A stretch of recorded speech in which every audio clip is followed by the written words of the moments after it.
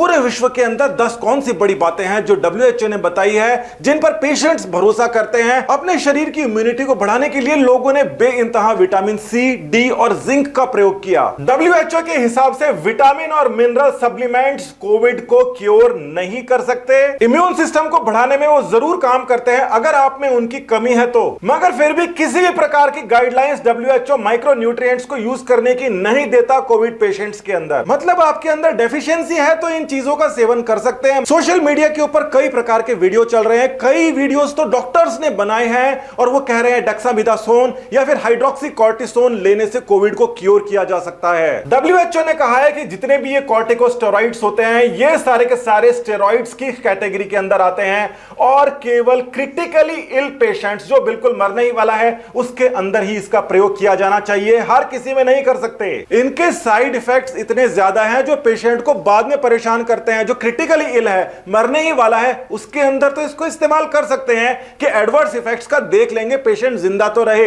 हर किसी को नहीं लगाना है। बहुत सारे शराबियों ने थ्योरी बना ली, उन्होंने कहा सैनिटाइजर हाथ में इस्तेमाल करने से कोरोना मर जाता है और शराब के अंदर भी अल्कोहल होता है तो बार बार पिएंगे तो उनका कोरोना मर जाएगा। असली फैक्ट यह है, WHO ने बताया है कि शराब पीने से आप कोविड-19 से नहीं बच सकते।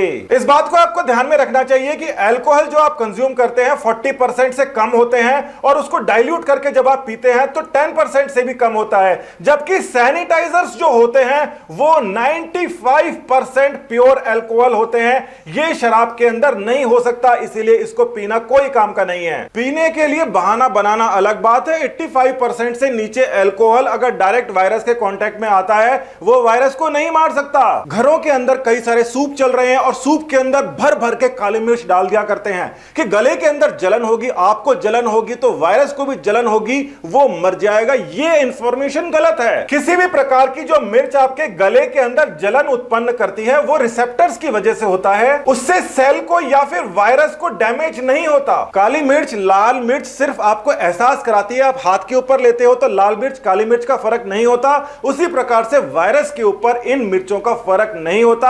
अपने आप को परेशान ना करें। कई लोग मानते हैं गर्मी में रहने से, धूप में खड़े होने से आपका वायरस मर जाएगा। वायरस तो मरेगा नहीं, आपको लू जरूर लग जाएगी। चाहे आप टेम्परेचर 25 डिग्री से ज्यादा में रहें या 35 डिग्री से ज्यादा में रहें, इसका कोविड के ऊपर कोई फर्क नहीं पड़ेगा। यह वायरस सेल होता है वो ह्यूमन के अंदर चले जाता है और अगर इसको आपको गर्म करके मारना है इसका मतलब इस बड़े सेल को गर्म करके मारना पड़ेगा, ऐसा हम कर नहीं सकते। इसी वजह से वायरस को शरीर के बाहर मारना तो आसान है, शरीर के अंदर घुस जाए उसके बाद में आप ना गर्मी से मार सकते हैं ना ही शराब से। पूरे विश्व के अंदर और इंडिया के अंदर भी एक नए प्रकार का टेस्ट आ गया है कि RT-PCR को तो छोड़ो, सांस को रोक लो 10 सेकंड से ज्यादा अगर आप सांस रोक पाए इसका मतलब आपको कोविड नहीं है और नहीं रोक पाए तो इसका मतलब कोविड है। WHO ने बिल्कुल साफ कर दिया है कि आप चाहे 10 सेकंड के लिए सांस रोक लें, चाहे 30 सेकंड के लिए, हो सकता है आपको कोविड हो और यह भी हो सकता है कि 10 सेकंड आप सांस चाहे ना रोक पाए फिर भी आपको कोविड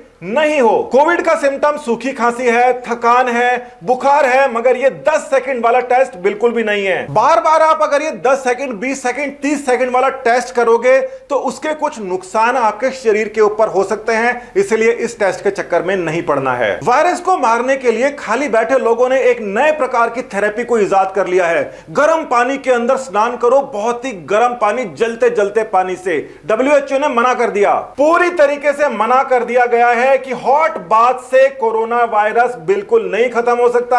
कई लोग तो इस भ्रम में इतने पागल हुए कि उन्होंने भयंकर गर्म पानी में स्नान किया और उनकी स्किन की बर्निंग हो गई और फिर उनको हॉस्पिटल जाना पड़ा। WHO के हिसाब से बार बार स्नान करने से बेटर है बार बार हाथ धो, वो ज्यादा इफेक्टिव है। वही बात यहां पर दोबारा समझिए, वायरस सेल के अंदर है, उसको मारने के लिए सेल को मारना पड़ेगा। सेल को आप मारोगे तो इंसान को मार दोगे। अब ये 8वीं बात इंडिया से आई है, WHO ने इसका खंडन नहीं किया है, इसकी कुछ हद तक तारीफ की है, इसको करना ही चाहिए। WHO ने इसको ग्रीन कैटेगरी में रखा है और कहा है कि जूते बाहर उतारना बहुत ही अच्छी बात है और खास तौर से अगर आपके घर में बच्चे हैं जो फर्श के ऊपर चलते हैं तो यह प्रैक्टिस आपको जरूर करनी चाहिए। मगर फिर भी WHO ने कहा है कि जूतों से ज्यादा कोविड नहीं फैल रहा है। जूतों को बाहर उतार के अंदर आना अच्छी बात है। एक समय में स्ट्रीट्स के ऊपर भी सैनिटाइजर का स्प्रे हो रहा था, मगर वो स्प्रे अब खत्म कर दिया गया है क्योंकि जूतों से कोविड ज्यादा नहीं फैल रहा, थोड़ा बहुत फैल रहा है, जूते बाहर उतारोगे अच्छी बात है। हाथ धोने के साथ ही कुछ लोगों ने बार बार नाक में सैलाइन भी डालना शुरू किया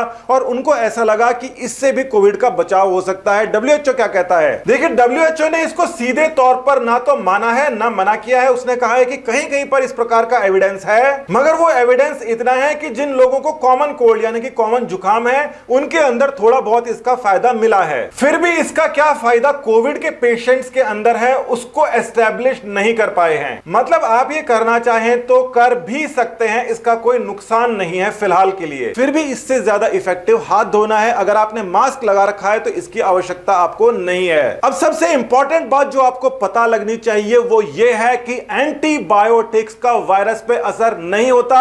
उनके लिए एंटीवायरल ड्रग्स होती है। बिना काम में, बिना प्रिस्क्रिप्शन के एंटीबायोटिक्स का आप सेवन करोगे, आपके किडनीज पे, लीवर के ऊपर, बाकी ऑर्गन्स पे फर्क हो सकता है। सबसे ज्यादा क्वेरी डब्ल्यूएचओ के पास में इसी की आई थी और उन्होंने बता दिया है कि एंटीबायोटिक्स वायरस के खिलाफ काम नहीं करती हैं। फिर भी किसी किसी मामले के अंदर एंटीबायोटिक्स तब देनी पड़ती है जब ऐसा लगता है कि इसको वायरस के साथ दूसरी डिजीज होने की संभावना भी है। इन 10 बात की एक ही बात फाइनल है, मास्क पहनो, सोशल डिस्टेंसिंग, बार बार हाथ धो और बिना काम की दवाइयों का सेवन बिल्कुल ना करो।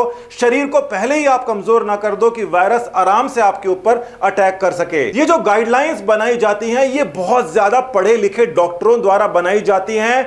हर कोई आज के समय में अपनी नई गाइडलाइंस निकाल के ला रहा है। ऐसा मत करिए, नुकसान हो जाएगा। नमस्कार, धन्यवाद।